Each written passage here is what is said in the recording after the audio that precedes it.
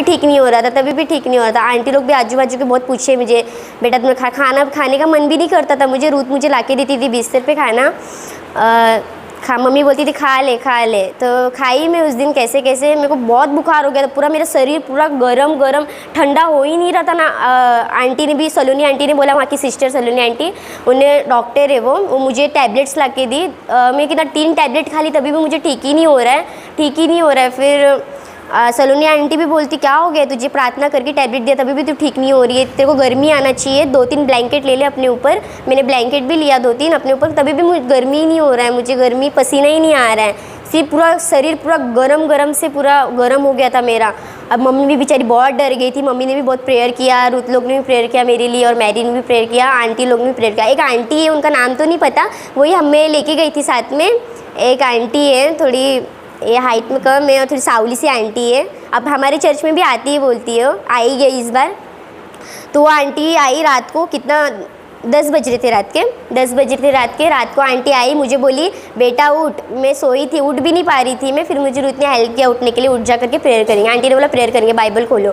फिर आंटी ने बाइबल खोलने बोला, सब मैरी, रूथ और मेरी मम्मी और आंटी, सत्यम की मम्मी, हम सब गोल बना के बैठे थे और आंटी ने भी प्रेयर किया। लाइट बंद थे, सब ऑफ थे। फिर आंटी ने मोबाइल का वो लाइट जला के, फिर उसके बाद आंटी ने बाइबल में ऐसा जलाया और बोली कि पढ़ो, मुझे बोली, वचन तो मुझे याद नहीं है।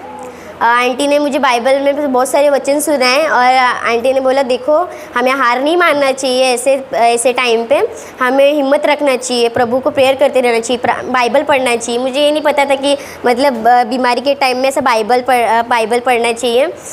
आंटी ने बाइबल मुझे बोला पढ़िए, फिर आंटी ने मेरे लिए प्रेयर किया, फिर मैंने भी प्रेयर किया घुटनों में आके, फिर अच्छे से हम लोग ने प्रेयर किए सब लोग ने। आंटी ने भी बहुत अच्छा वचन सुनाया, हमें हार नहीं मारना चाहिए, प्रभु हमारे साथ है, तू भले कुछ भी हो जाए तुझे प्रभु तेरे साथ है, प्रभु तुझे ठीक करेगा, चंगाई देगा तुझे।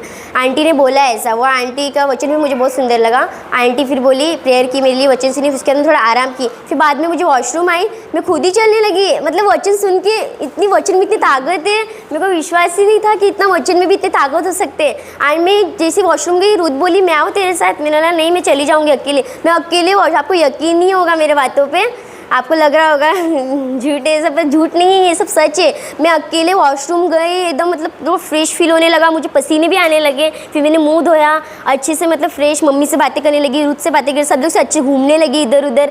आंटी को मैंने सुबह जाके आंटी ने बोला मुझे धन्यवाद नहीं, परमेश्वर को धन्यवाद करो पहला। फिर मैंने परमेश्वर को पहले धन्यवाद किया, प्रभु आपने मुझे चंगाई दिया, मैं आपको धन्यवाद देती हूँ। आपके लिए जितने भी धन्यवाद दूँ ना उतनी कमी है पिता परमेश्वर, आपने मुझ जैसे पापी को आपने चंगा किया पिता परमेश्वर, आप इतने महान हो। मैंने ये सब प्रभु को प्रार्थना किया और आंटी को भी धन्यवाद दिया, आंटी धन्यवाद, आप सही वक्त पे आके आपने मुझे वचन सुनाया और मुझे ज्ञान दिया, बुद्धि दिया, मुझे समझाया कि ऐसे टाइम पे भी हमें हार नहीं मानना चाहिए। आप लोग भी उसे कोई भी बीमार हो, कितना भी हो, मरने तक भी आ जाए ना कोई, प्रभु का वचन पढ़िए और प्रार्थना कीजिए घुटनों पे आके, प्रभु का हार मत मानिए। मैं पहले आपको बोल रही हूँ कि हाँ प्रभु इतना महान है ना, जो मरते मरते इंसान को भी ना वो बचा देगा। वचन पढ़िए, प्रार्थना कीजिए, मेरी आपसे यही विनती है, प्रभु के आगे बढ़िए, पीछे मत हटिए कि प्रभु ने मुझे चंगा नहीं किया। मैं भी मतलब मेरे मन में ये था, मैं बपतिस्मा ली हूँ तभी भी मुझे मेरे मन में ये था कि मैं 2-3 बार प्रार्थना की, टैबलेट ली मैंने प्रार्थना करके, तभी भी मैं चंगा ही नहीं हो रही। फिर मेरे को ना लगा कि प्रभु ने मुझे चंगा क्यों नहीं किया, मेरे को ऐसे मन में आ गया था।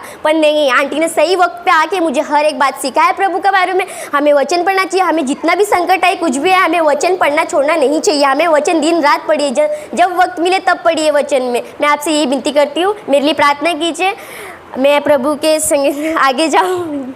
सबको जय मसीह।